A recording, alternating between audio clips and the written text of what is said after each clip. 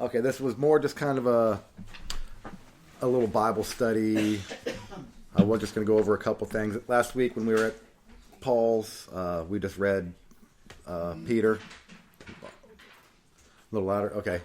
But it was really good. We haven't really just sat there and just read scripture for a while. It's always listening to somebody or something, and not that there's anything wrong with that, but sometimes you just want to be a little more involved with what's going on. So, this is kind of open commentary on this. I was going to try to just bring up some subjects, some end time prophecy, or not so much end time, but just the prophecies that are written in Daniel and Revelation, because it'll talk about a beast here, and it talks about heads here, and talks about the horns here, and it can all be really confusing as a novice or even as an experienced person that's read it. So it's not like with anyone, you're just supposed to read it one time, and you're going to be like, oh, wow, I got it. I totally understand what's going on now. I've listened to multiple people break down the book of Daniel on 4, 5, 6-part series and listened to them 20, 30 times, and you've got to still review it to even grasp it, because it is such a huge topic.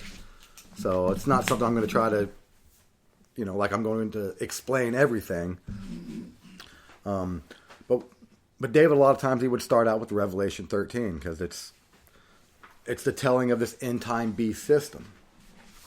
I would ask you to be talking up there because I don't hear very well. Well, if I need to speak up, just tell me, Hanson. Make sure you repeat like this. Okay, I will. At least twice. But if I start tapering off and not speaking loud enough, just let me know, because I got a habit of doing that. Okay. But if we turn to Revelation chapter 13, just the first scripture I'm going to turn to for right now. It just says, And I stood upon the sand of the sea, and I saw a beast rising up out of the sea, having 7 heads and 10 horns, and upon his horns 10 crowns, and upon his heads the name of blasphemy. So we know that a beast represents a governmental system. It rising up out of the sea, I don't have it in my notes.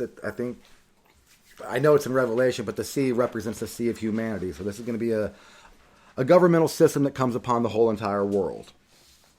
Now, the points I'm going to get to here real quickly is it talks about having 7 heads and 10 horns.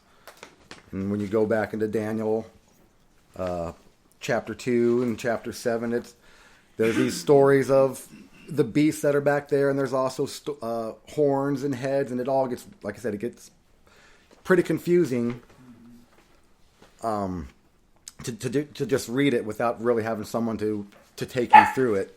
And not that I'm anyone special really to take anyone through it. I kind of have a grasp, but that's why I'd like us all to kind of just to try to go over it.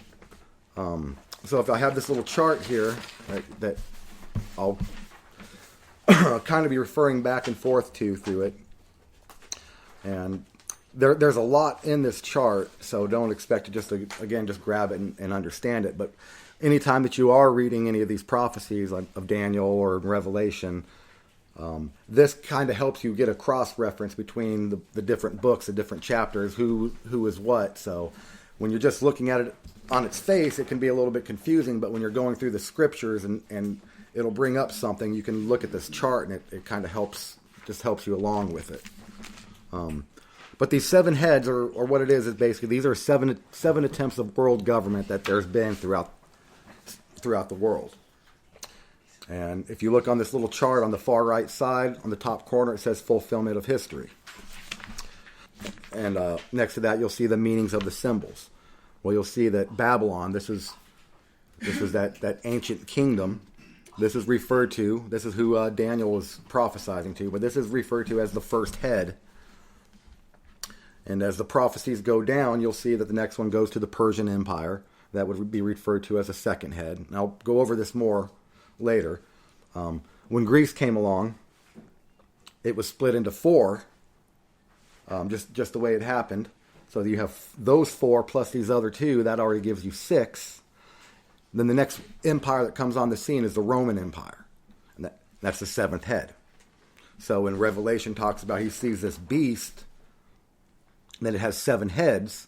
Well, for one, it's telling you it's a global empire, and all these empires have been inspired by Satan. So even if they don't exactly take over the exact same year when one ends, these are successive empires that are demonically inspired. And so Revelation lets us know right here that it has these seven heads. That's what these seven heads are referring to, because it started with this Roman Empire. Not started, but it progressed towards that. Then it also mentions that it had 10 horns. Now these 10 horns, they're the references in Daniel, in the prophecies of Daniel. There's I'll just summarize it real quick. It's in Daniel chapter 7. There's these four beasts that come up. This fourth beast, it says it's going to have 10 horns that comes up. And out of the midst of these 10 horns, there's also going to be a little horn that rises up amongst us. Lots of people have heard this. Some people say, oh, that's the end time system, the little horn. That's the Antichrist at the very end. And well, what these horns are, these were different rulers that came up. Excuse me, sir. Yes. On my Bible here, it says what you're talking about, 10 horns and 7 heads. But what is a diadem? It says 10 diadems. That is crowns. Yes, that's in these sections in Revelation. It's there's a couple words. I would just look this up. I don't have it in my notes, but there's two different words that's translated crowns, and these ones that are talking about here with the beasts are the diadems, and it's more. I believe it represented authority, and I'm glad you brought that up, because in all my little notes of the things that I have, the crowns is something that it's just kind of mentioned here or there, and it's one of those things that's mentioned where it's kind of confusing of what it's actually talking about, because you'll have it'll have 7 heads, 10 horns, and 7 crowns. You have a beast over here; it has 7 heads, but it doesn't have any crowns. And for what I was looking up, the crowns are kind of telling you, they're directing you towards a time period. So, and when I was going through all this, it all ends up flowing through this chart. But there's, like I said, there is a lot to get in there, and I'm going to slaughter it today because I'm not the best at delivering it. I've just been looking it up. It's been on my mind. But that was one of the things that I was stumbling back and forth putting this together, Hanson, was the crowns, because it's. Because when all the notes that I had, that wasn't one of the main subjects on it. It was just briefly being brought up. But I think it's also a good point, because the crowns signal the authority, and although God is in charge of all the way the history flows, it kind of points to where their authority is coming from. Right. It's not necessarily God's authority, even though He's taken His hand off right. of that. Yeah, I have to find further where. Let me see here. Yeah, so when it talks about in Revelation 13:1, it said it had 7 heads, has 10 horns, and upon his horns there was those 10 crowns. The beast in Revelation 17, that's the beast, or that's the harlot that rides the beast. This one only has, I believe, 7. I don't believe it has any crown. I'm kind of getting ahead of myself with the crown subject here, but no, I'm glad you brought that up, because it was something that. It's a little complicated getting into it, but I'll do my best when we do get there. But anyway, this chart has a lot to do with it. It just has to do with the end time system, all the prophetic beast system that's been going on all throughout time. But I guess I'm going to go ahead and just turn to Daniel, where I'll turn here. I'm going to go to Daniel chapter 2.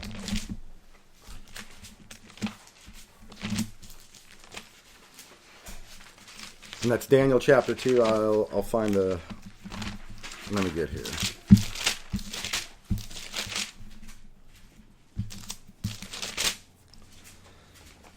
I'm actually going to grab my other Bible because I have better notes in it than this one. Okay, but just to summarize, in Daniel chapter 2, that's the statue of Nebuchadnezzar. But so in Daniel chapter 2, Nebuchadnezzar has this dream, this great statue, and he doesn't know what this dream means, so he sets out to all the magicians and the wise men and trying to get the determination of what this dream means. And Daniel happens to be the one that comes and explains what this dream means to him. This dream, it had a head of gold. Its chest and arms, it was made of silver. Its belly and its thighs was made of brass. It has legs that were made of iron. And at the very end, it had feet, and the 10 toes on this feet, it was made of iron mixed with clay. So it's a pretty weird statue. He didn't quite know what it meant. But this was starting the progression of these world governments all throughout history, and it was not Daniel, but Nebuchadnezzar was the head of it. He was even told, you are the head of this statue. You are the head of gold. And on a side note, when you look at this, the metal progressing, you see how pliable it is at the beginning, and then how rugged it is at the end. And also, it doesn't mention Egypt and some of the other kingdoms before, global rulers before, because God chose Daniel to tell Nebuchadnezzar when he was starting that. There were other. Well, those were empires, but Right. they weren't like what we refer to as world empires. I see. I mean, Just they were kind of local, like Pharaoh had Egypt. Yeah, they had this area, but there was. Okay. So it was kind of like what was the known world, kind of, is that they ruled it. If they knew about it. And on a side note, that's kind of weird because they don't. They admit, China has its own thing. It was, you got up to that wall and it was the Asiatics. You didn't get past that wall. So, but I think that's because God was, he's telling the story of a certain group of people through a group of people. So he's not telling us the story of China and the Asiatic group of people. Surely. So when you get along with these statues, you see that it starts with gold. And then gold it's a very soft metal, and it's very valuable. And as you work down these metals, it gets softer, harder and less valuable. So you get to the very end, it's iron, which is extremely tough, and you can go find scrap iron everywhere. But you're not going to go and find a bunch of scrap gold. I just find it interesting how the metal is, it progressively gets stronger as it gets down, because this very last system is going to be extremely rough. It's going to be, iron. Iron is very, like I said, it's a hard metal. You're not going to bend it very easily. Gold, you can. But so as it talks about, there was a head of gold. That time period, that would have been the Babylonian Empire. This would have been this first head. So when Revelations chapter 13 says, I saw a beast rise up with 7 heads, well, this is the first head. It was Babylon. Daniel tells Nebuchadnezzar there is going to be an empire that comes on the scene after you, and it's going to be an inferior to you. And he names it by name, lets him know the Medo-Persian Empire is going to come and take over your empire. That Medo-Persian Empire was the second head referred to in Revelation chapter 7. And pretty much any spot in Revelation chapter 7, Revelation 17 or the Revelation 13, even Revelation 12, all those beasts, they all have 7 heads, because this is what it's symbolizing, is these group of people that I'm going over. So after this Persian Empire came on the scene, once again, and this is one of the major proofs of how the Bible is the inspired word of God, because nobody's ever been able to name world empires 300 years in advance and say, I know that this country is going to come, take over this country, and then after that, this country is going to come and overthrow that. No one's been able to do that. That's what Daniel did, and it wasn't vaguely by saying it was an animal. Or it did get into that because it was for prophetic reasons, but he named it by name for the next 2 successive kingdoms. So he told him the Medo-Persians are going to come and take you over, and after that, the king of Greece is going to come and take you over, and then that king of Greece, that's Alexander the Great. I mean, we've heard about him in history. He ruled he took over the world faster than anybody ever has before then, and since then, the greatest military leader that the world says they've ever known. He died of a broken heart because there's nobody else to conquer. I mean, he was just a warmonger. He just wanted to conquer and destroy. And I don't have... Strangely, he also died in Babylon at the age of 33. Yeah, I knew. I didn't know he died Very in Babylon. strange. Again, at Disease. 33. That is interesting. When they're talking about, you just said he's conquered the entire world. The known world, the known Civilized the known world. civilized world. Like when they talk about the Roman Empire, it's like Rome wasn't ruling in Antarctica and South America, but this known world that society was, they ruled it. So The point from the dispersion after the flood until this point was really not as long as you think. So they started in one area and they were working their way out throughout the world. So at this point in time, this would have been the edges of the known world. There were certain tribes over here, there were the Chinese, etc. But for the most part, the population of the earth was in this area. And this is who was in charge at the time. so Good point. yes, thank you, Sarah. So continuing with Alexander the Great, he's if you turn to Daniel chapter 8, you can just scan through it, read it on your own time. I'm not going to go through it. But this is where the beast that is referred to as, he's called a goat. Or the ram and the goat. I'm sorry, this is between the Medes and the Persians. This was the story telling how the ram took the ram takes the he-goat. So Alexander the Great comes, takes over the Medo-Persian Empire, and it talks about how his kingdom would be split into 4 ways. And there's a section in there that talks about, but not by his prodigy. It's 4 generals. Yes, I realize it's 4 generals, but there's a scripture in. You didn't give your kingdom to your generals when you were a ruler. Oh. You gave it to your children. You set up an heir for your children. Okay. Well, Alexander the Great, it says in there, I have it in my notes here, I don't know where it's at, but it says that he won't be giving it to his, whatever the phrase is, it means his lineage. He's not going to be giving his kingdom to his lineage. It splits into 4. The 4 horns that come up there are his 4 generals. Alexander the Great had 4 great generals. When he died, those 4 came up. So, And in history, that part of history, I think it's called the Seleucid Empire.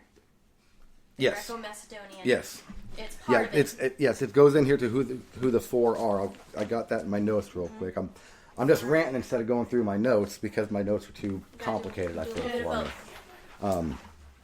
But you had the first head of Babylon. You had the second head, that was the Greco-Macedonian Empire.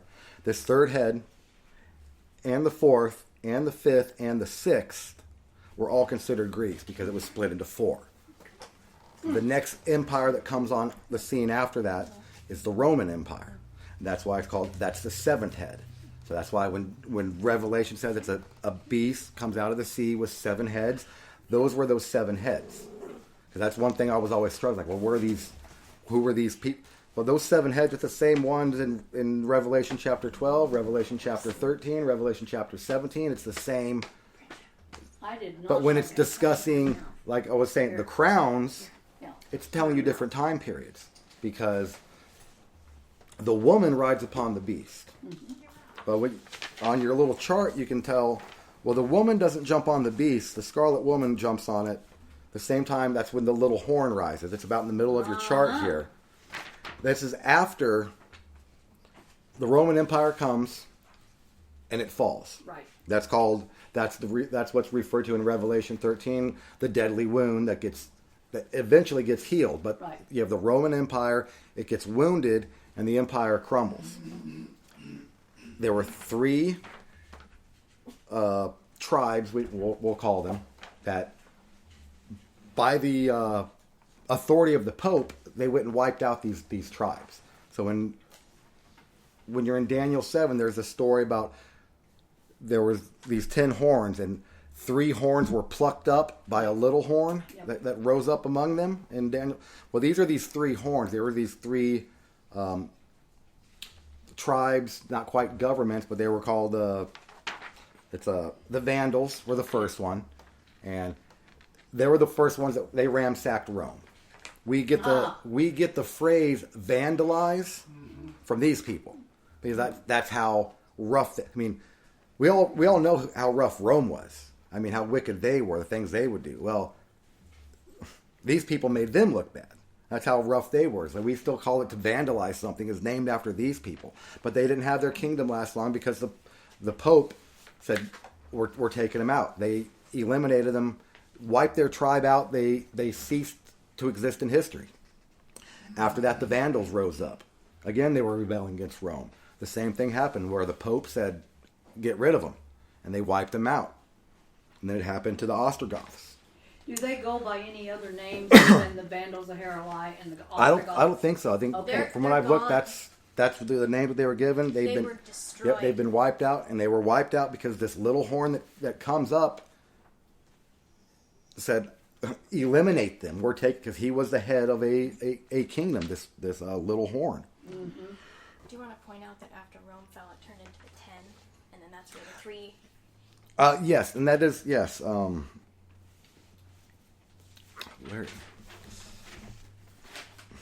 Where is that? Where am I at there? That is in. There should be a section, but it's not. So after Rome fell,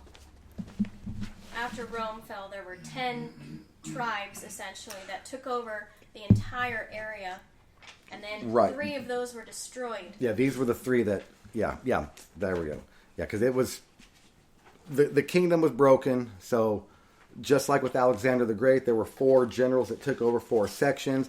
Well, there would have been 10 different kingdoms that kind of took over. Mm-hmm. Yeah, 10 different little regions that took over in Rome. Authority always fills a vacuum. Yeah, and I say there's a vacuum there. So there were people, they were wanting to, now Rome's not there, well, I want it all. Uh-huh. Well, that didn't happen. So this first group was wiped out. The second group was wiped out. The third group was wiped out. That's what it talks about, these 3 horns that were plucked out by the little horn. And then, when it mentions this little horn in Daniel, it says it was diverse from all the rest. It was different from all these other horns that have risen up above it. Because all of a sudden, this became a political and a religious ruling kingdom at the same time. Yes. So the political leader would get his power from the religious leader. And it wasn't ever really like that before. It was there was just a ruler. He would be a high priest, or he would be a king / the high priest, but that's what talks about in Revelation chapter 13, because there's we'll turn there again real quick in Revelation chapter 13.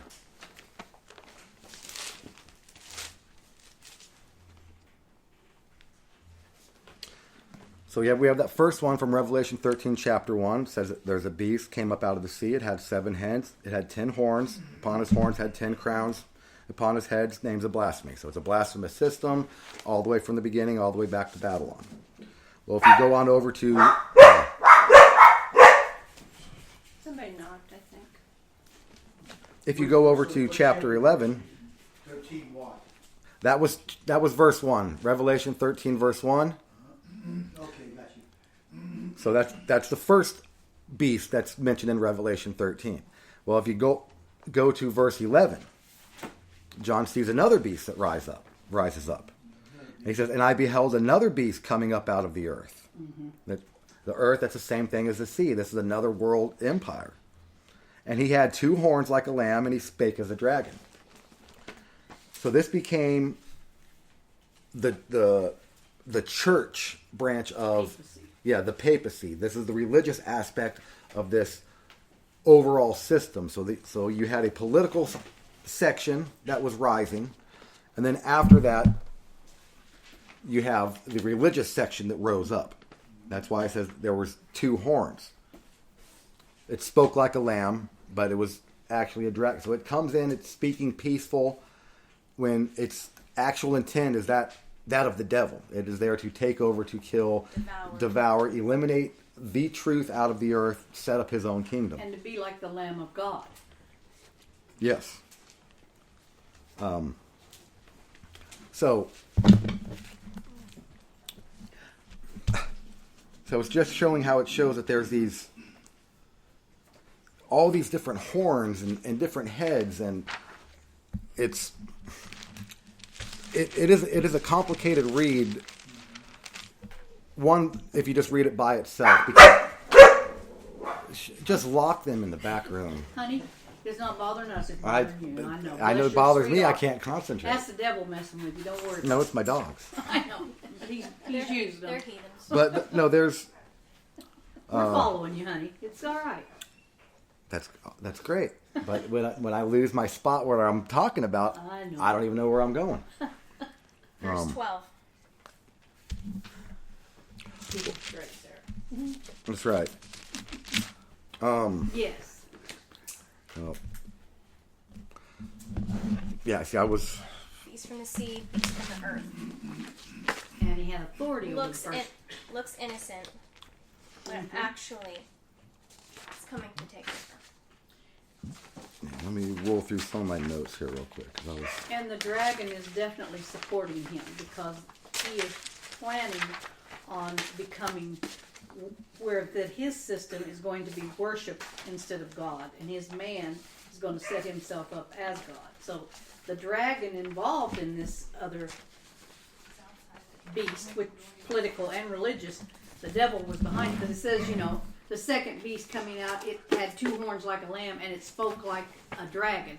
Well, there's a key right there, is the dragon. Well, we know who the dragon is. It sounds like the first seal, actually. Yeah? The white horse. Yes, It was yes. just a sound. And that is where I believe a lot of. Because Daniel mentions that this prophecy was hidden until the time of the end. And at the time of the end, God's people would be wise and they would understand what these things mean. So most prophecy is written for the time period that we're approaching in this end of the age, where when you read some of the Old Testament prophecies, even the prophets themselves said, I don't even understand what I'm writing about, because it was so far off. They could see it. The Spirit was telling them what to write, but they didn't have a grasp, because it was talking about this futuristic thing that was coming on, that you really needed history already there to make a reference to for this end time system. So Hindsight. you needed that hindsight. So these ancient prophets, God was having them write it down, and they didn't even know what they were writing down. They couldn't even understand it. Daniel himself, even though he understood some of these, God would allow him to understand some of these prophecies that were given to him. But he wrote a lot of this book in such a way that he didn't even know what it meant. There's a period in it where it said he sat there in his bed debating on what it meant for so long that he was sick to his stomach, and he couldn't figure it out, where the angel had to say, look, Daniel, this isn't even for you to understand, okay? This is for the time of the end. And at that time, people will know what it's about. It's not for you. Daniel was worrying himself sick because he saw this great beast system, all these empires, death, destruction, God's people being destroyed. And he was probably pretty distraught about it. Here he is writing it down, telling this king a portion about it. And God revealed him a lot of it. Like I said, the Grecian Empire by name, the Greco-Macedonian by name, how it's going to split, how Greece is going to split into 4 different kingdoms. That was hundreds of years past him, and that was thousands of years ago for us. So Daniel's sitting here worried about all this stuff, because it is a worrisome thing. If God shows you all this, you're going to be a little distraught about it. And so God just had to tell him, look, it's not for you. It's for the time of the end. At that time, I'll make it known to my people. So within the past 100 years, that's when all these prophecies have really started to come about. And the seals have been The opened. seals have been opened up.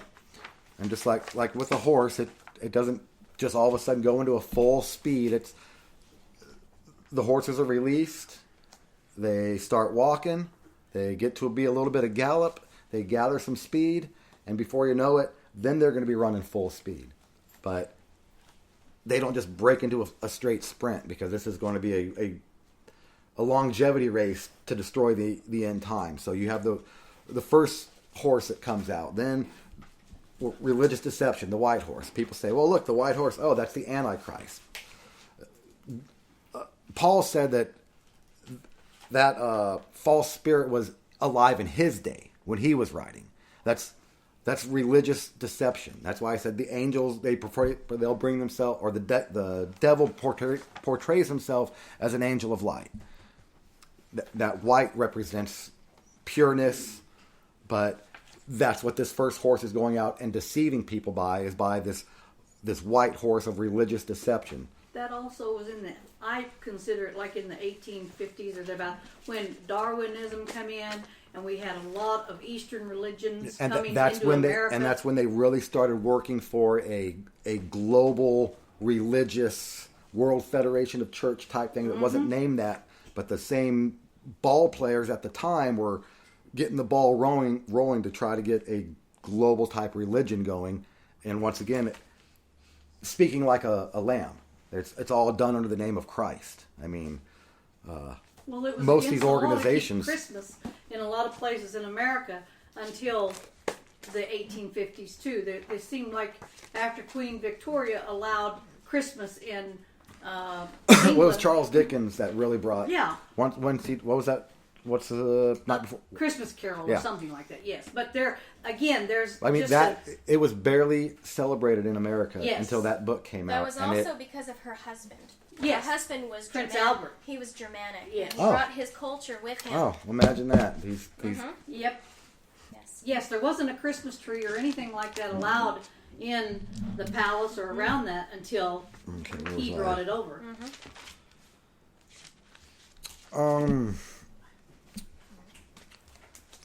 Let's see what happens if I start ranting and I don't. Where were we at there before? You're talking about Still in Revelation. the white and The white horse and the seals. First seal versus Okay, so we're going through these. Yes, so at the time of the end, like when Daniel was talking about, that's when, or when Daniel was prophesying, Daniel was said that's going to be the time period where prophecy is going to be revealed. And it's going to be at the end when all these things are going to start to be revealed. So when you, as I was saying, when you read if you just read one section of Daniel, it's so confusing unless you get all of the different books together. And then you've got to have a really good memory to remember what was being said here, what was being said here. So David's got some really good tapes on the book of Daniel to get a much more better explanation of this. I got some things I could print out that basically goes over it all. But I'm just going to I'll just do some references off this little chart to try to help. streamline. Yes. So you have the Revelation 13 beast. Now, lots of prophecy is dualistic. So this beast is the Roman Empire. This Roman Empire, I believe in verse 3, it says there's a deadly wound that happens to it. That was when the Roman Empire was destroyed. It talks about this deadly wound is going to be healed, that all these people are going to come back and worship this system because the Roman Empire is going to be risen back up to the glory days that it had before. So that's one portion of Revelation 13 because when it was written, it was in the future. The section that I just discussed, to us, it's the past. But the furthest fulfillment of Revelation 13 is still for the future because that is the final beast system. This is going to be the system that sets up the mark of the beast, that says you can't buy or sell without you're pledging to worship the beast and this system. So even though there was the 1260 days during the Middle Ages, that's when the Catholic Church, it persecuted anybody that kept the Sabbath, anybody that kept the holy days. Isn't that when Constantine changed? No, this was past Constantine. Constantine, that's what started the Roman Empire. Is when he got started with it. Let's see here. That would have been AD 324. Yeah. Christianity. Yeah. Quote, In your chart, that's the legs of iron that starts. It becomes the fourth beast, but that was when Charlemagne started. Constantine. Yeah, Constantine, and what's the word I'm looking? Basically solidified the Roman Empire. I have a comment if you want to. Yeah, gather because I was just one of the reasons why Constantine needed to steal Christianity to make it the Roman religion is because he needed the unity that a religion could bring. And they had spread themselves so thin with their empire. It was the biggest empire thus far the world had ever seen. Because of Alexander the Great's conquering, they took over his area. They were all the way from England and Scotland, and they were all the way to India. That's a large area. So what he needed to find a religion that he could mesh the paganism that they already had with something that could unify everybody, especially his officers, because a lot of his officers were hearing about Christianity, and a lot of them were converting, and he needed to find a way to get a hold of that and have a control on it for the state purpose. So he would have taken it and used it as a unifier throughout the empire with something that looked familiar to them. So they synchronized pagan practices with the values of Christianity. They used the cross to do it. Exactly. They used it to unify, to have control over the state and religion. He wanted to make it one, which would have been where the Catholic What did Church... you say? In this sign we will conquer? Mm-hmm. Yeah. By this sign we will conquer. okay. Remember where I was going now. Okay. All right. So you have the 1260 years in the Middle Ages. That's when the Catholic Church was persecuting the true Church of God. Well, that started in 1554, and that was that's the section of Daniel that refers to as when the little horn rises, because now all of a sudden the Pope had the ultimate authority to put down any rebellion. If you disagreed with what the Catholic Church said, you're a heretic. If you had a Bible, you were a heretic. Inquisition? Yeah. Would that be the time period? The Inquisition? Yes. Not at first, but that's when the Inquisition was They actually going had on. several. Yeah, They had because there was several all through that Inquisitions. time period. It was, I mean, they outlawed any Bible. If there was a Bible, it had to be written in Latin because, for one, the average person couldn't read. If they could read, it wasn't Latin. So you could tell them that the Bible says anything, because it's against the law for you to own a Bible, and it's only going to be written in a language that you can't read. So the whole entire thing, it was given it spoke like a lamb, because it would act like it was this holy church, and it was literally persecuting and killing those that did what the Bible actually said. They also went after the Jews really heavily.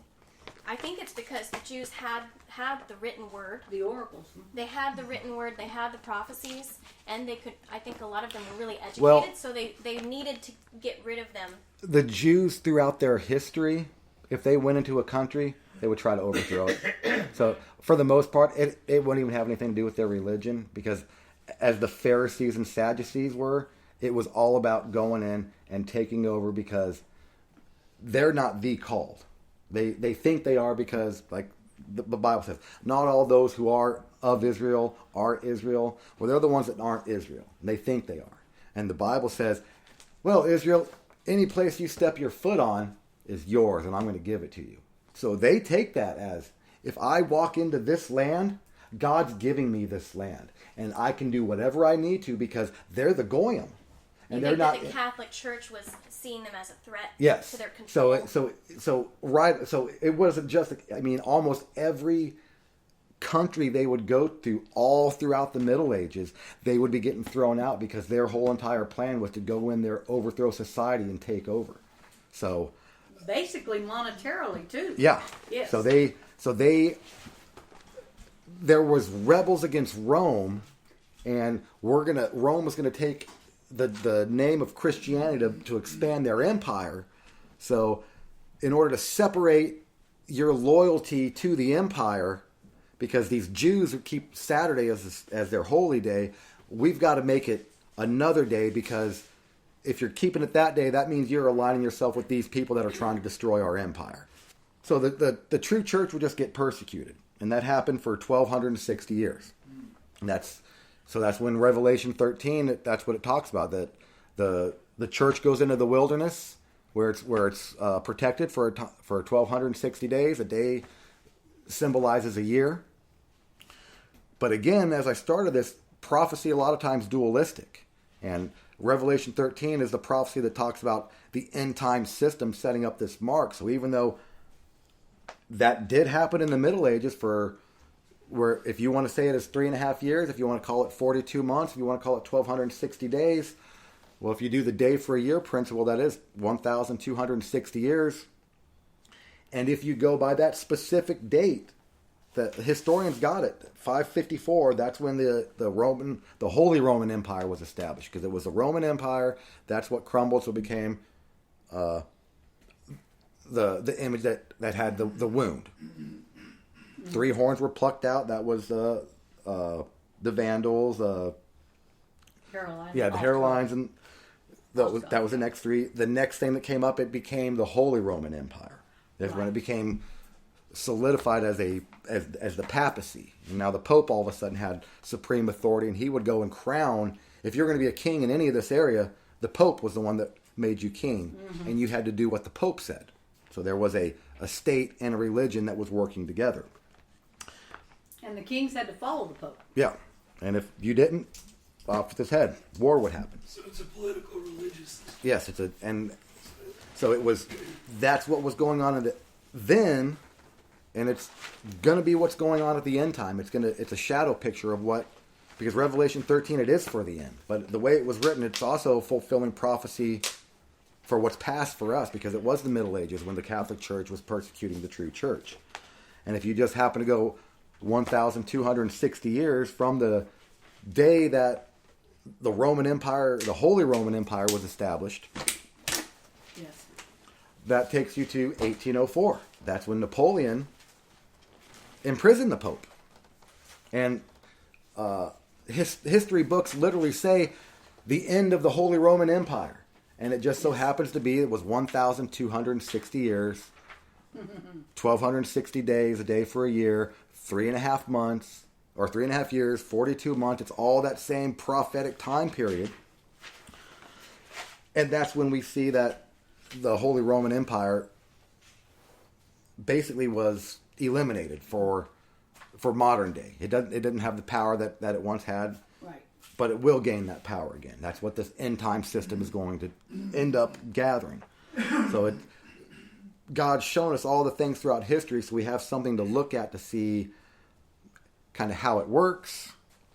The prophecy's in there, so just so God can say, "Look, I'm God. I'm going to tell you the end from the beginning. I'm going to tell you exactly what's going to happen, who's going to do what, who the players are, where they're from. I'll give you specific dates, time periods. I mean, it is all in there. It's proof. It's like I said, the proof is in the And pudding. as the papacy was doing this, there was a Reformation going on over here. Tyndale, all the others trying to get the Bible in English and things. So- God was working with people. It wasn't.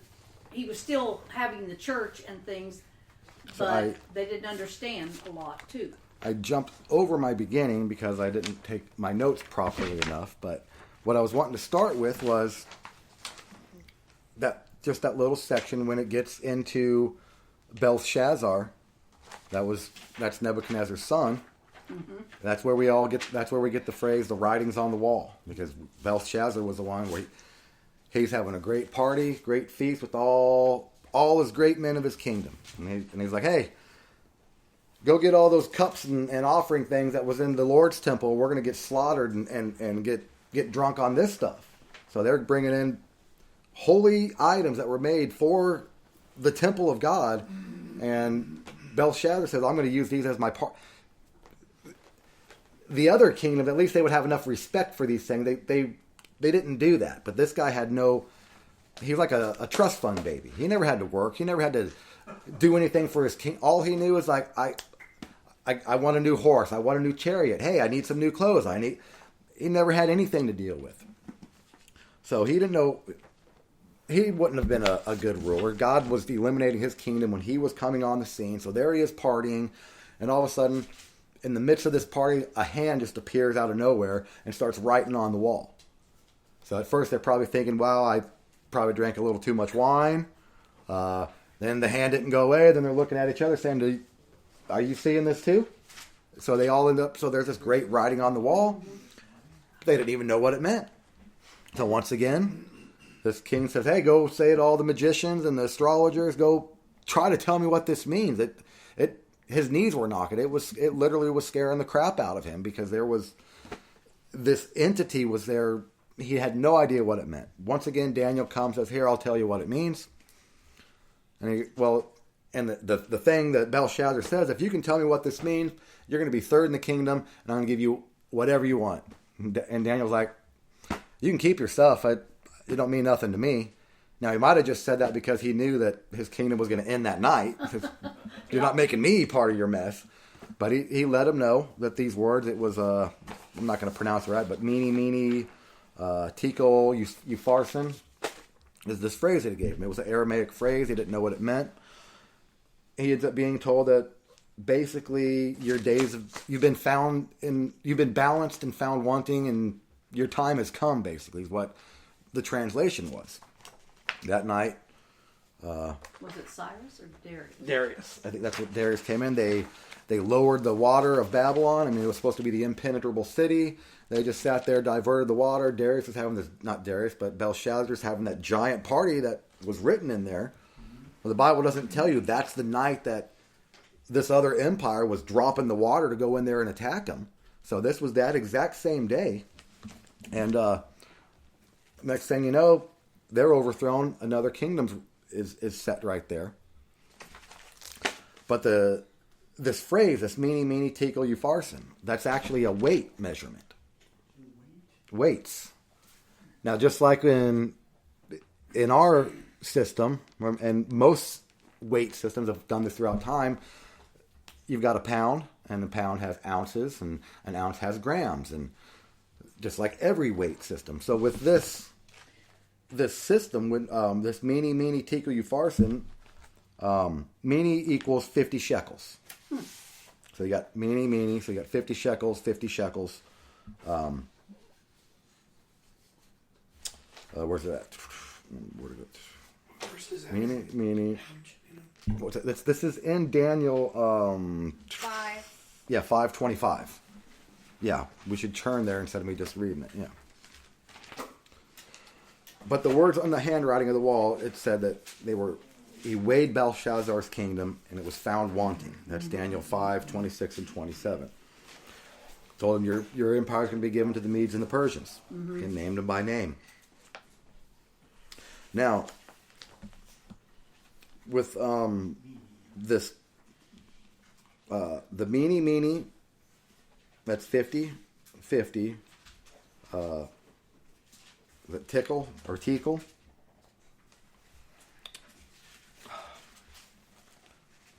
Okay, yeah, because a shekel is another word for a tikal. Meanie, tikal, upharsin. Well, that word is a shekel in Aramaic, I believe. Mm-hmm. So anyway, when you take what these words added up to, because you had 50 shekels, a tikal was 1 shekel, and a upharsin was 25 shekels.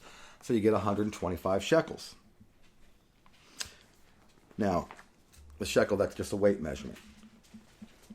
Now, according to Ezekiel, you don't got to turn there, but in Ezekiel chapter 45, verse 12, it tells you that the shekel is equal to 20 gerahs. That's another weight measurement. So, one shekel equals 100 or 20 gerahs. So if you have 126 of them, and you multiply that by 20, once again you get 2,520 shekels. Now that number pops up in prophetic time periods throughout the Bible. That's how long Israel was going to be in national captivity. That's how long Judah was going to be in national captivity. You have that 2,520 years. So it's just interesting that the weight measurements, he's being told you've been found wanting, your kingdom is going under, and that just happens to equal 2,520. So if you go with the same principle that God gave Israel, where in Leviticus he told them that I'll punish you a day for a year. And a day prophetically can mean a year. Just as a times means a year. So a times could be 360, and prophetically that could be 360 years. So this prophecy, or writing on the wall that Belshazzar had, the previous chapter is when Daniel is telling Nebuchadnezzar that you are going to be given the heart of a beast, and you're going to go and you're going to be a wild man for 7 times. And what's interesting on a side note is that chapter is written by Nebuchadnezzar. I mean, it's pretty interesting. It's not written in it's written in Aramaic. So you got these people that are everything has to be Hebrew. Everything's got to be Hebrew because they were Hebrew. Well, God doesn't want everything written in Hebrew because Nebuchadnezzar wasn't Hebrew, and he wrote this part of the Bible, and he literally wrote it in the tongue that he spoke, and it was Aramaic, and it was copied in Aramaic, and it was for us. So Nebuchadnezzar wrote this section down in Daniel chapter 4. And the next chapter is his grandson, Belshazzar, getting the kingdom taken away from him. But that section in chapter 4, that's a prophecy that says you're going to be a tree, and the tree is going to be chopped off, and it'll go underground. Or the roots will remain underground. The time period for that was where's my date on that? Babylon went underground. Not underground, but basically the Babylonian Empire ended in, there it is, 539 BC. Then you get the Mene Tekel Upharsin, 2520. If that's a prophecy, because in this prophecy in Daniel, it's referred to as just being Nebuchadnezzar. You're going to be given the heart of an animal for 7 times, and then your senses will come back to you when you understand there's a God in heaven. It happens. Nebuchadnezzar writes it down. Well, Nebuchadnezzar is also a type of Babylon. So just like when it would, in the Old Testament, it would mention, Pharaoh. It doesn't just have to mean that one Pharaoh of that time. It's the Pharaoh. It's that seat that it's in. So Nebuchadnezzar, even though it's called Nebuchadnezzar, he's told, you are that head. When he's talking about that dream, you are the head of that Babylonian system. You are the head, which means you're also the beginning. You're the first one of it.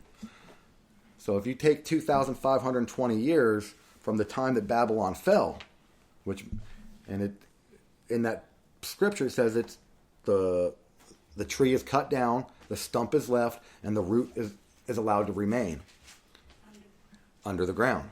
You ever heard of anything going underground? Like there was the underground river, things that aren't accepted on the top of society. You got to go underground, and that's how this little thing works. So the Babylonian system went underground. Daniel 4:23. Okay. And inasmuch as the king saw a watcher, a holy one, coming down from heaven and saying, chop down the tree and destroy it, but leave its stump and roots in the earth, bound with a band of iron and bronze. That's interesting. Mm-hmm. Those are the next ones. Yeah. In the tender grass of the field, let it be wet with the dew of heaven, and let him graze with the beasts of the field. So just as there was a fulfillment of that, of Nebuchadnezzar getting the heart of an animal, going and living in the field, I believe it's dualistic like most prophecy is, because Nebuchadnezzar is symbolic of Babylon. So it says, let him go under 7 times. You got a day for a year. So that gives you 2,520 years. So if Babylon went underground at the time of its death, which, what did we just say that was, 539? Was it 39? Yeah. Well, if you go forward 2,520 years, that takes you to 1982. And what happened in 1982? Well, that's what this is for.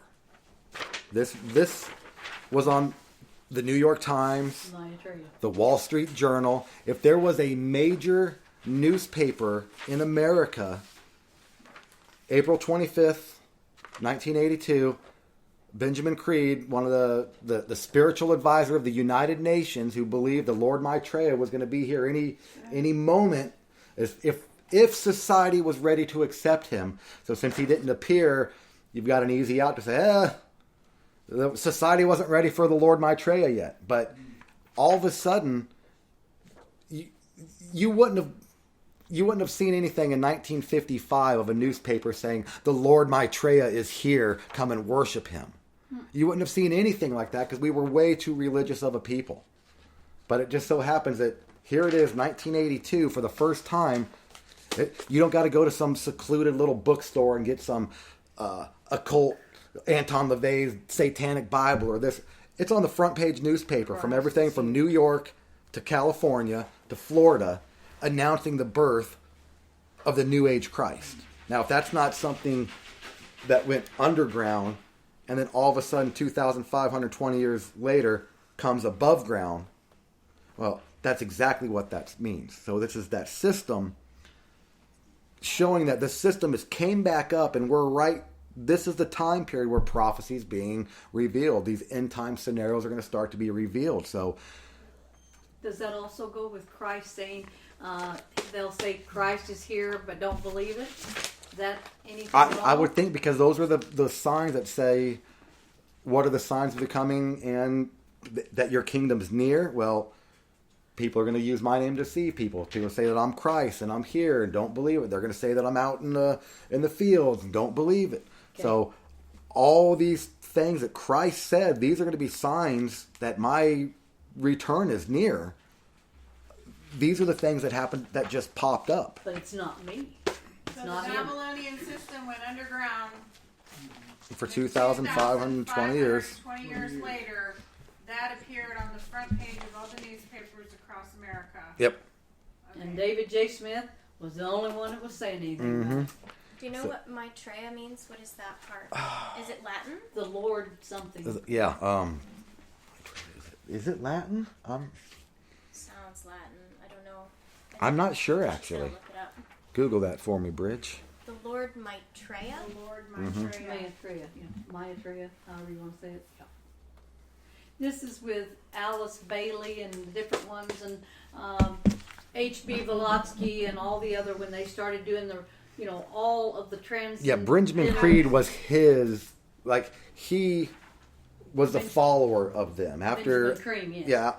In Theophacy, Maitreya or Lord Maitreya is an advanced spiritual entity and high-ranking member of a reputed hidden spiritual hierarchy, the masters of the ancient wisdom.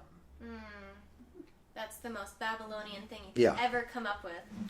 That's why when you hear in the New Age, they'll say, well, it's the Christ consciousness. Mm-hmm. That's what they're referring to, is that Jesus, now, this is what they say, not me, but Jesus never claimed to be the Christ. He just said he was a Christ and he was going to return. So that doesn't mean that he's going to return, but that somebody with the same Christ spirit of enlightenment is going to return. So that's the way the New Age twists it. So when all these Christians or people that want to call themselves Christians, they don't know what prophecy is. They've been told, here's what the Bible says, and it's not what the Bible says. And when these events happen, they're not going to know what to believe. They've got this instillment in their heart that they believe that there's a God, because even in Proverbs it says a fool says in his heart that there is no God.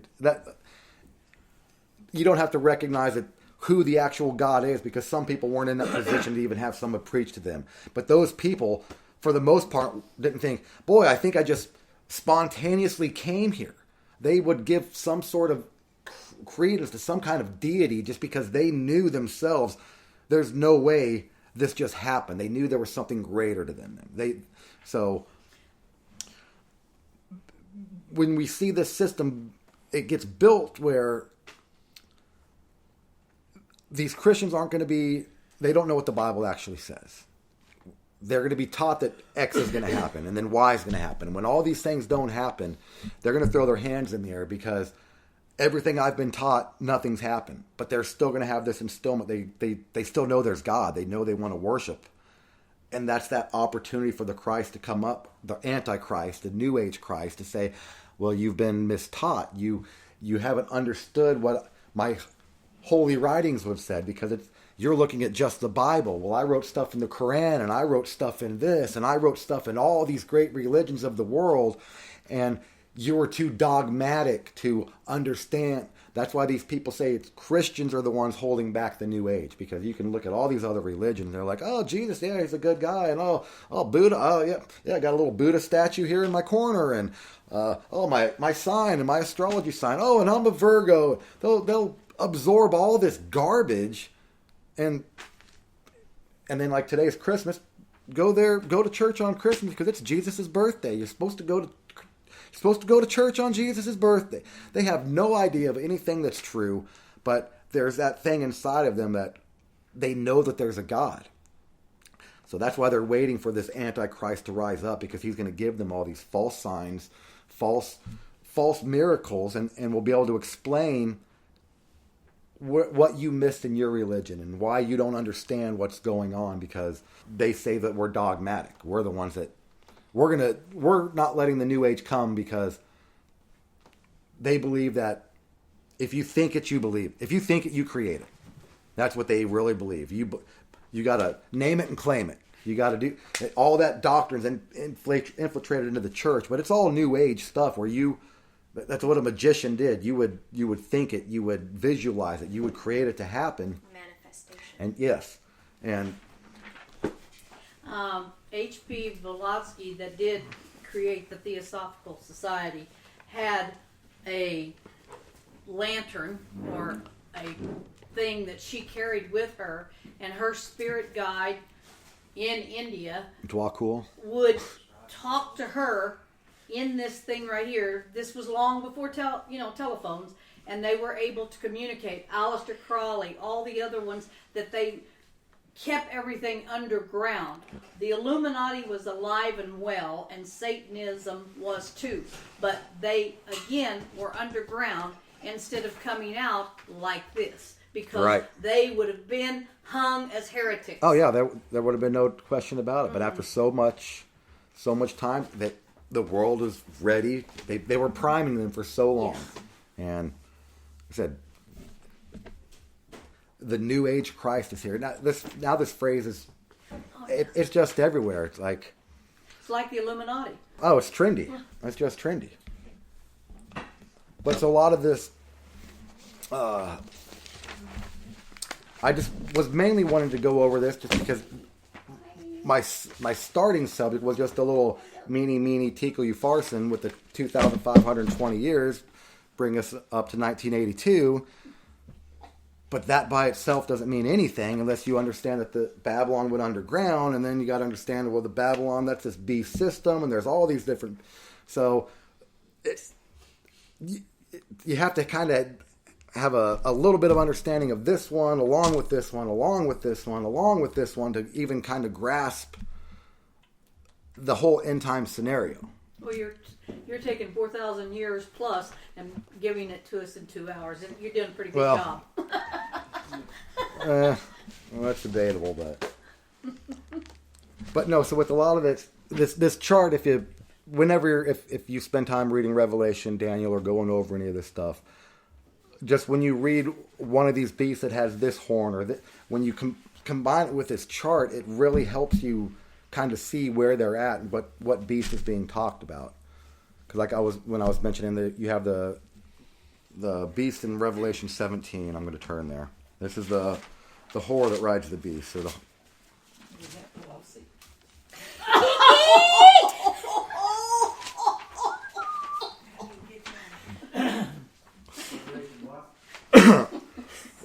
Revelation 17. Robert would have liked that. Sue said maybe that's Pelosi.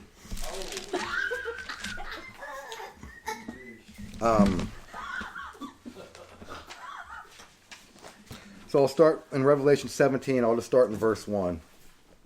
It says, "And there came one of the 7 angels which had the 7 vials, and talked with me, saying unto me, Come here, and I will show you the judgment of the great whore that sits upon many waters,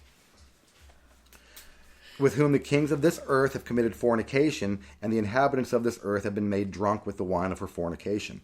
So he carried me away into the spirit, into the wilderness, and I saw a woman sit upon a scarlet-colored beast, full of names of blasphemy, having 7 heads and 10 horns. Now, I'm just going to like to bring up a couple things. When John is getting this vision, it just says an angel talks to him and it says, "Come here, I'm going to show you something." Now, John wrote this around 90 AD. So when this angel's saying, "Come here, I'm going to show you something," he wasn't showing him something that's going to happen next year, next month. He was taking him forward past the times that we're living and said, "I'm going to show you this judgment of this great whore that sits upon this beast." So, like I was talking with Sarah and David, our minister used to say, it was like John was transported forward in a time machine to the end of the age in spirit to see all these things that was going on. So in this section, when the angel's telling him, "Come here and I want to show you what's going to happen," well, that's the future. Even for us, that's the future, because this is the end time beast system. Now, a lot of people, when they'll try to give you an explanation of prophecy, they'll read this section and say, well, John wrote this around 90 AD. So he must be talking about his time period. Because when he's talking about something that's happened before, the angel tells John that there is 5 beasts that, or how's the phrase?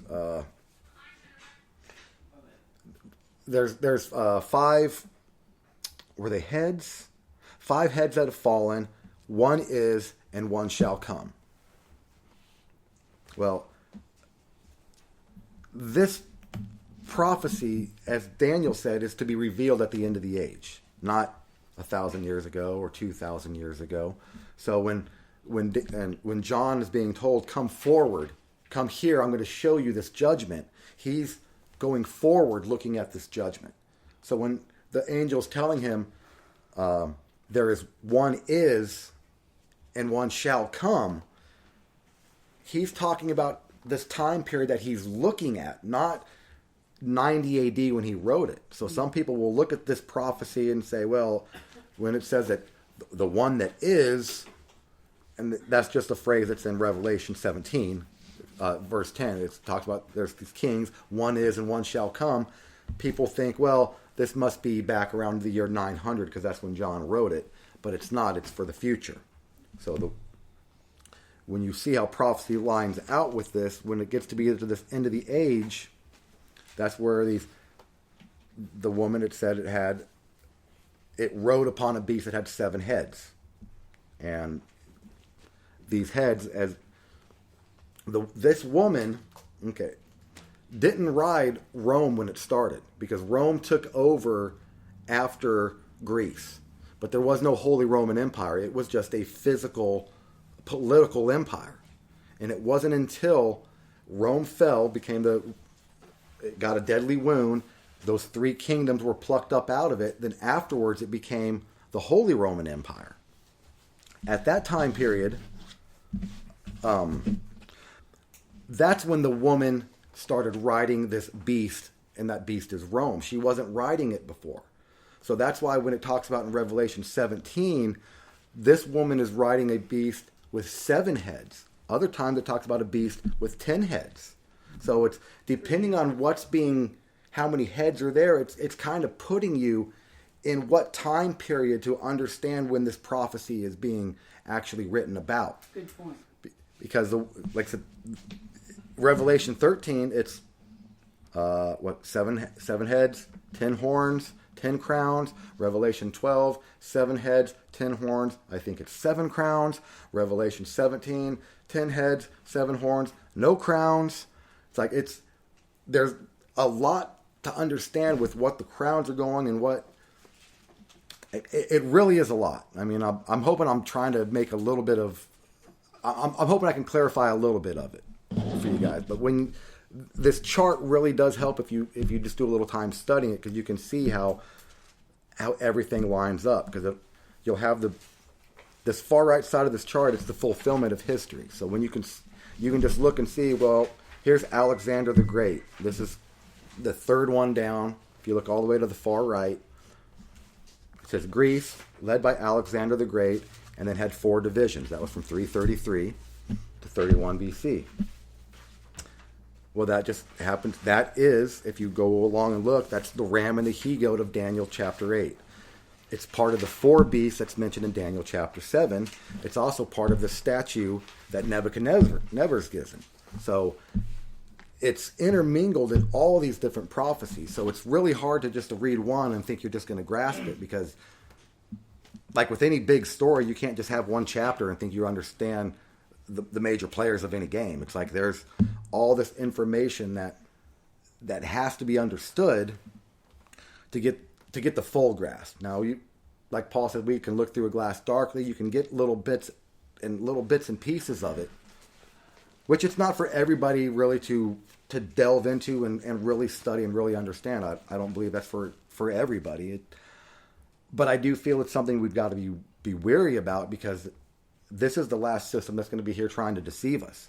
And Amen. If you know where it's been and you know it's how it works, it's a lot easier to see it when it comes upon the scene, because God has already written so many different ways of how it works, what's going to happen, and He wanted us to have that as something to reference to. Because when they're going to come and say, well, Christ is here, Christ has returned, Christ gave us a prophecy to understand this stuff. And if you don't understand prophecy, it's going to be a lot easier to be deceived. Maybe I missed something. The Thessalonians say, man, I think we missed the resurrection, guys. I think Paul's having to say, no, man, you didn't miss anything. It hasn't happened yet. He said all the mainstream Christians that don't understand, they'll be deceived by the false Jesus. But it says even some of the elect will. Yeah, there's a possibility of the elect to be deceived and follow along with this system without understanding how this system or who this system is working for, and the reason or the way that it works. I mean, it's going to be called it is called the most deceiving time in human history, which means that's a pretty heavy deceptive. I've been deceived by things before. I believed things that weren't true before. And then we have the mark of the beast come in there too. Everybody has their opinion about that. I mean, as many people as there are, they have opinions about what the mark of the beast is. Right. Well, just to have... There's just so much in this little chart. Like I said, I've looked at this chart for a long time trying to grasp it all. So it's not anything that don't feel like, oh, I'm retarded. I can't understand what this is saying, because there's a lot going on with this. But the more you look at it, the more. Like I said, if you're just sitting back and you're reading Revelation, or if you're reading Daniel, pull this little chart out, so when it's talking about the certain horns or this or that, you can see where it's at, and it really helps line up where everything. If you know where you're at, then you can know where you're going. So, like I said, I just kind of started this with that meeny Tycho Upharsin, because it had that 2,520 years, and it brings us right to the end of the age. There's going to be this end time deception. And all through Revelation and Daniel, it gives us these prophetic warning signs to not be deceived and what to look for. So that's kind of why I wanted to give you guys this chart. And if anybody ever going through it and you come up with something else or anything that's interesting, would just bring it to the table. That's good. I think it is too. Prophecy is very important, because it's the testimony of Jesus. Right. So, for somebody just to shove this under the rug. Yeah. Well, what got me a lot was because David was big on Revelation chapter 13, Mark of the Beast, end time system right, which no one's ever going to convince me that Revelation 13 isn't talking about the end time beast system that's going to be set up, that we all need to bow down, worship Lucifer, and pledge our allegiance to him. But when Revelation 13 is written, it is also written as, it's not 3.5 years, it's 1,260 years. Because most prophecy is dualistic. Yeah. And it took me a while to kind of reconcile that, because I'm reading this section going, well, Revelation 13, I saw a beast rise up out of the sea, 7 heads, 10 horns. Well, the 7 heads are Roman, the 4 from Greece, the Persian, the Chaldean Empire. That's the 7 heads. And the 10 horns, that's this Roman Empire. I'm like, well, that Roman Empire, this is a few thousand years ago. How is this written for the end of the age? I'm trying to, reconcile all this, because I understand Revelation. I know this is written for the end of the age, because no time in this past history was there, you don't have this mark, you're not buying or selling. I mean, Right. they've tried to enforce certain things like that, but it's easy to prove that's never happened on a global scale. So it has to be for the end time. But then you read these things that it's like, no, this is the Middle Age. Here's the church being persecuted for 1,260 years. Here's the church fleeing into the wilderness.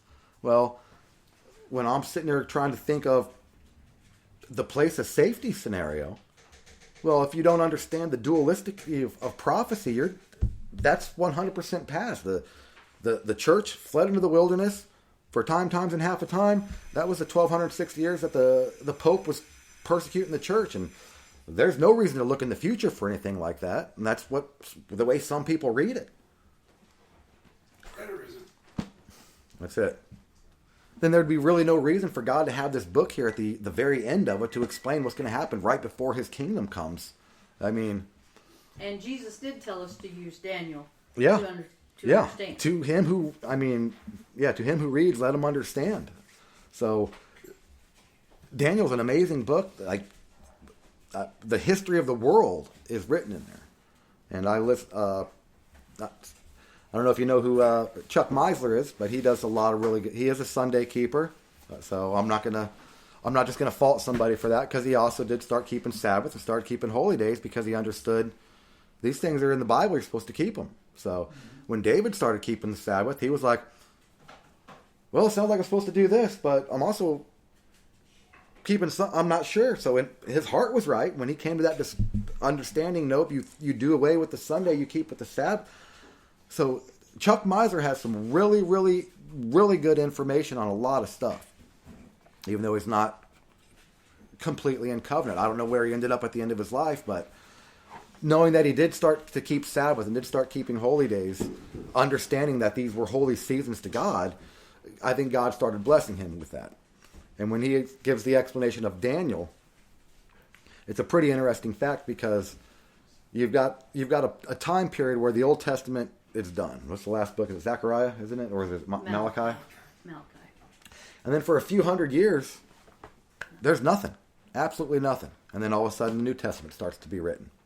And that historians refer to the quiet periods of the Bible, and nothing's written. And that time period where, quote unquote, nothing was being written, well, God wasn't writing it because he was fulfilling the prophecies of Daniel. That's where the Medo-Persian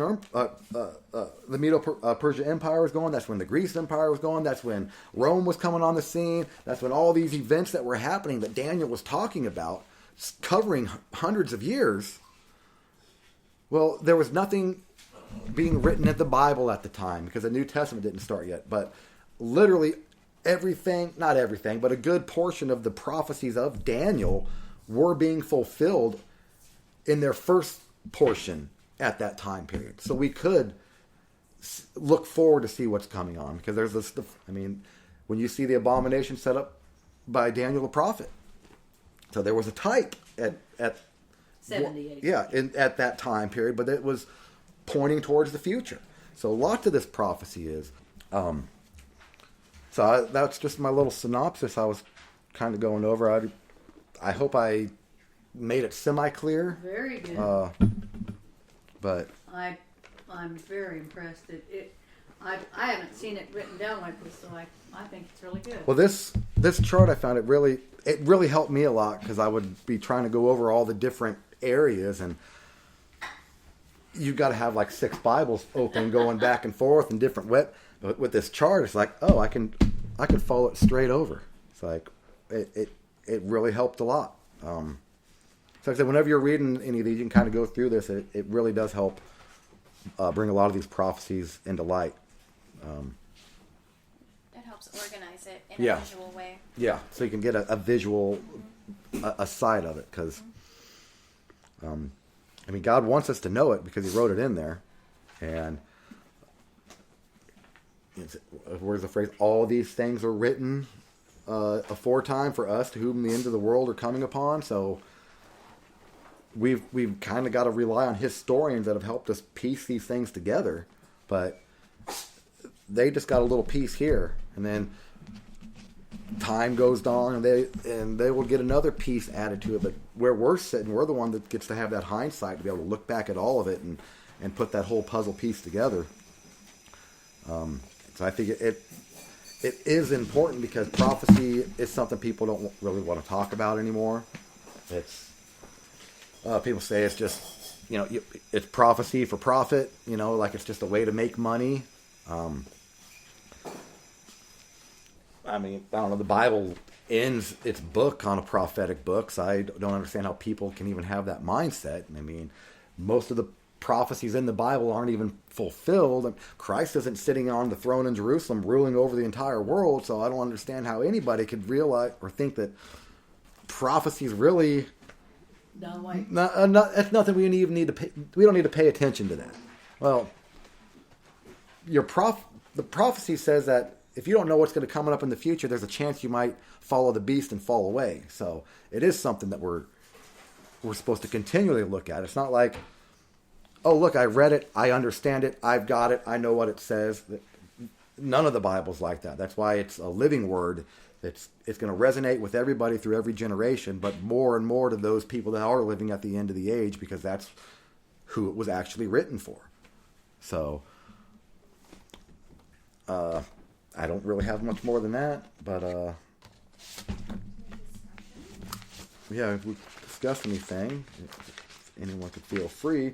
I did have a breakdown of the 10 kingdoms of Rome that I could kind of just read and go through, because it gives an exact explanation of... Maybe you ought to print us off some of them The notes 10 you that got took over there. after Rome fell. Yeah. Because what I basically did, I did a printout of basically, on the right side it says, the fulfillment of prophecy. I just have all these in my notes. So what happened with the Chaldean or the Babylonian Empire? Well, it starts at 612. It ends at 539. It's represented in the Bible as the head of gold in Daniel chapter 2, verses 32. It's the first beast that looks like a lion in Daniel chapter 7, verse 4. I think maybe you might want to think about this, pray about it, but this might be a perfect little booklet or something like that you Well, I was thinking I was going to work on a magazine Oh, okay. with this. Right. But, even to people that understand prophecy versus the world, I'll just put a little bug in your ear that you could possibly turn this into somewhat of a booklet that we could look at and reference, discuss, and everything. And as we see things come about, maybe put it in a 3-ring binder or something like that, so that when we find something that comes up that says this is, what's going on in Europe or what's going on in papacy or whatever, Right. that we could add that, and you've got us started on something here. I think it's a very good explanation. Personally, I liked it. I liked it very Well, much. I guess the other thing I was wanting to... what time is it? Oh, it's been a minute, huh? Well, It's late. it is late. Tim's here. Well, on this section on the right of this chart, when it's talking about the fulfillment of history, where it's talking about the 7 heads of Revelation. That's in Revelation 13, 12, and also 17. I was telling you the 7 heads were that Babylon, Persia, Greece was 4 of them. The Roman Empire, that makes your 7. Then there was the 10 horns that got plucked up. There was those, the Vandals, how do you pronounce it? Hurrah. Harulai. Okay. Harula. We called it Haralai. But Haralai, that's what I remember, Dave, yeah. Tomato, tomato. Yep. The Ostrogoths. So as you work down here, Were you wanting to mention the other 7? Is that what you were referencing? yeah, basically, I just need to reference them because I can't just jump to the very end because it's more confusing. So I'll just kind of go through it kind of quick. Okay. Like I said, we had the Babylonian Empire that started it. That was the first head of gold. Which is also the Chaldean. Yes, the Chaldean, Some Babylon. people get confused with that. Yeah. I did for it. I'm like, well, it's the same empire. And it's not Chaldean, even though I'll say that all the time, too. It's There were Chaldean. several people groups that formed into one empire. The Chaldeans just ended up on top. Okay, that makes sense. And they all came from the thought of Nimrod. Yeah. Mystery Babylon the Great. But then you have the Persian Empire. That's the Medo-Persian Empire. This is represented in Daniel chapter 2 as the chest of the arms in silver. And then in Daniel chapter 7, this is the second beast that Daniel called. It's called the bear. Okay. And then in Daniel chapter 8, this is the ram with the 2 horns. Because there was the Medo, the Persians. It was a split kingdom. So it had the ram with 2 horns.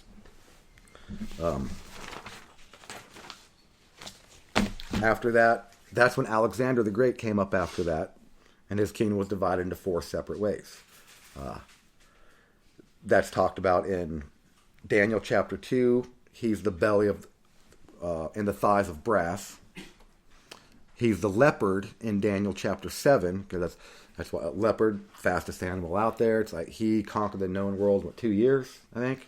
2-3 years. What took other empires 20, 30 years to do, he did it by the time he was 30. Yep. It was like, there's nothing left to do. I've literally conquered the world and I have nothing left to do. And he died because he was bored. They say he died of a broken heart because he couldn't keep conquering the world. It's crazy. But after that, that's when the Roman Empire came up after that. That's the 2 legs of Daniel chapter 7. That's the 4th beast of Daniel's, the 2 legs in Daniel chapter 2. It's the 4th beast. That's the one that has the teeth of iron in Daniel chapter 7. It also has the 10 horns, or the 10 different rulers throughout time. That's the empire that, when Rome falls apart, that's referred to as, it receives a deadly wound because it dies. The Roman Empire basically dies. It has the 3 that we talked about that came up, but the first 3 that the little horn plucks up. That would be the Vandals, the Huruli. Yeah, I'll go with that. The Ostrogoths. Okay, then after that, that's when the Roman Empire is restored after that, and that's when it becomes the Holy Roman Empire. That happened around 527 AD. The Pope crowned Justinian as the first emperor of the Holy Roman Empire. After, Very holy. yeah, the unholy empire. Then Charlemagne came after that. Now, Charlemagne, he would have been the 5th of the 10 horns that's mentioned in Daniel chapter 7, because it says that there was the 4th beast. It had 10 horns. So the first 3 were the ones that were plucked up. The next horn there, that was Justinian. The following horn, that's Charlemagne. So you see, these are all the successions of this Roman Empire. So it gets down to the next one after Charlemagne is Otto the Great. What's interesting, what I was going to bring up, is how lots of these have Germanic history with them. As the Germans. Not that I'm here to say Germans are bad people, but when you're looking at these leaders of this beast system throughout history, it's predominantly Germanic and Prussian leaders that end up being this beast leader. So after Charlemagne, you have Otto the Great, After that, you end up having Habsburg. Charles. King Charles. Napoleon comes after that. And then with Napoleon, that comes the end of the Holy Roman Empire. Napoleon imprisons the Pope after 1,260 years of the Holy Roman Catholic Empire ruling absolute. There was nobody to question them. They were in control of it all. Napoleon ends up throwing the Pope into jail. The Holy Roman Empire ends at that moment. Mm-hmm. After that, now that would have been the ninth horn of this. The eighth horn of Daniel chapter 7 of these beasts with their 10 horns. And the next one that came on is basically what it was. Mussolini. Yeah, it was Mussolini. What's it? Garibaldi. Garibaldi. Yeah, Garibaldi. It once again it solidified Italy with Germany with the Vatican, and once again the Vatican makes a decree where the Catholic Church is the official religion of that entire kingdom again. That lasted until the end of World War II. And it just, with that group, you had, it went from Mussolini, and it ended with Hitler. Because it's the same group of people that were working for the same power structure. So you can see why Hitler was 100% obsessed with the occult. And he literally thought he was the Antichrist, here to bring about the New Age. He wrote about it. He had what was Himmler? Wasn't that what's his first name? Whatever. Heinrich? Yeah. I mean, they were the SS and the occult. I mean, there's books upon it. It's not like it's even a hidden secret. It's like this was a government trying to take over the world that was infatuated with the occult. Well, Hitler was also supposedly the illegitimate child of a Rothschild. Mm-hmm. But just which throws in the Jews into it. But just going all the way up to the most recent of Hitler. Mm-hmm. Right there. You've got Germany. Who started World War II? Germany. Who started World War I?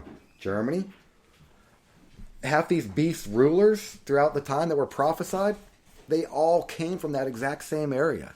Like I said, it's not to say anything negative about a German.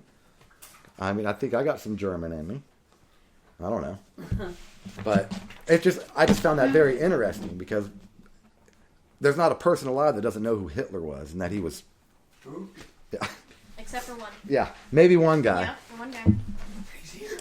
But just to see how it's from the same area, the same group of people, and they're doing the same thing they've been trying to do from the beginning. They speak like a lamb and act like a dragon. If that wasn't Hitler, I mean, Hitler had a nation eaten out of the palm of his hands. Everyone thinking he's the sweetest guy. He wants nothing but to build Germany. And did he speak like a lamb and really act like a dragon? I mean, you don't get much worse than that. So it's just prophecy in itself is just interesting, because it's history written for us thousands of years before it ever happened, and then just trying to decipher it is like a chore in itself, which there's always a reward for, because it's what scripture say. It's up to God. God conceals a matter, and it's an honor for those to Search it out. to search it out.